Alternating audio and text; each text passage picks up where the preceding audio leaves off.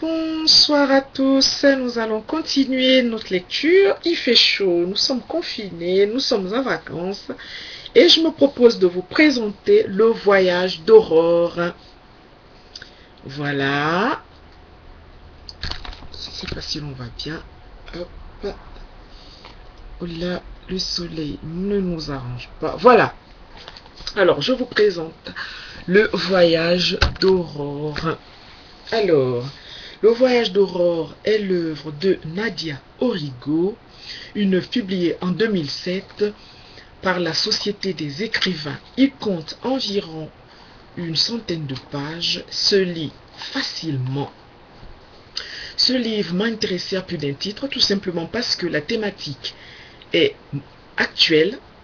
C'est une thématique qui concerne l'environnement. L'auteur nous fait voyager à l'intérieur du Gabon. Elle présente les turpitudes d'une voyageuse à destination de ce qu'on appelle communément l'intérieur du pays. Par ce trajet, l'auteur met en relief le topos et les personnes qui y vivent.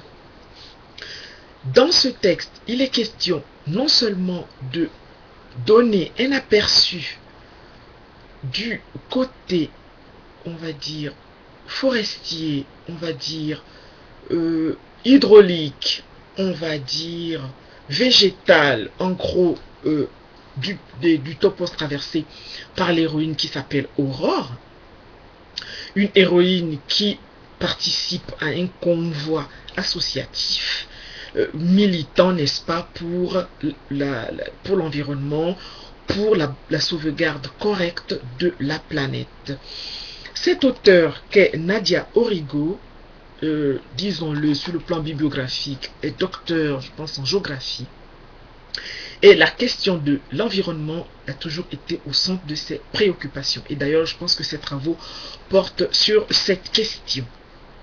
Voilà. Lorsqu'elle écrit ce livre, elle est encore étudiante, elle est engagée, une femme engagée qui milite beaucoup sur le plan associatif et dont les publications littéraires ne manquent pas. À son actif, nous retrouvons des ouvrages pour enfants, mais nous retrouvons aussi un roman publié aux éditions Akoria, il y a, je pense, peut-être en 2010, par là, 2009-2010. Je vous donnerai la référence si vous en avez besoin. Voilà, et dans ce livre, c'est la suite de celui-ci.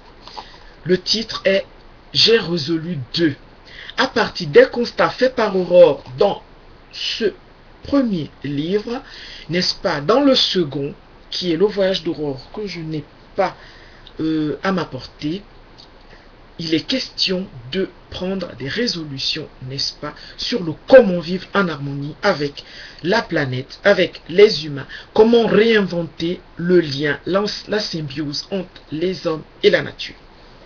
Une œuvre importante, une thématique actuelle, et je dirais que sur ce plan-là, n'est-ce pas, l'auteur nous enseigne, nous instruit sur la manière avec laquelle il serait souhaitable de cohabiter avec beaucoup d'intérêt et de respect pour la nature. D'ailleurs, les générations à venir ne seront que ravies.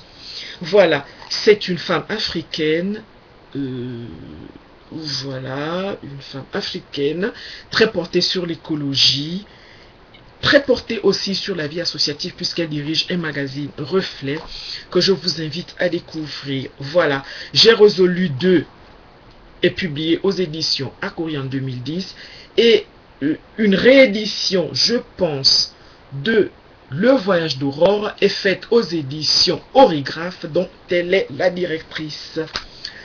Voilà les filles. Et dans ce livre, il est question aussi de voir comment est-ce que des jeunes peuvent à leur tour prendre à bras le corps les questions importantes, les questions de la société, sans toujours attendre que ce soit l'État, que ce soit le gouvernement, n'est-ce pas, qui prennent vraiment à bras le corps ce type de problème.